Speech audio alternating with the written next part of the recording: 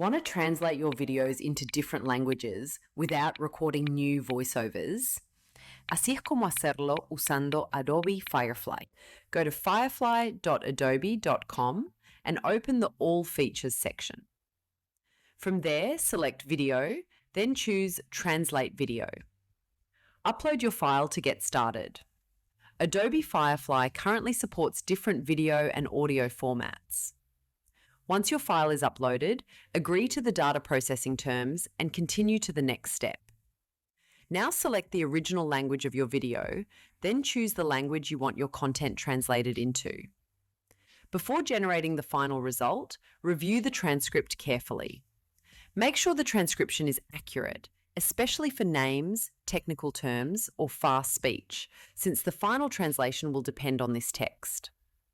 If needed, make small corrections directly inside the transcript before continuing. Once everything looks good, click Generate. Adobe Firefly will automatically process the translation and create a localized version of your video. This workflow is especially useful for creators, tutorials, marketing videos, or social media content that needs to reach international audiences without manually re-recording everything. And just like that, you've translated your video into another language using Adobe Firefly.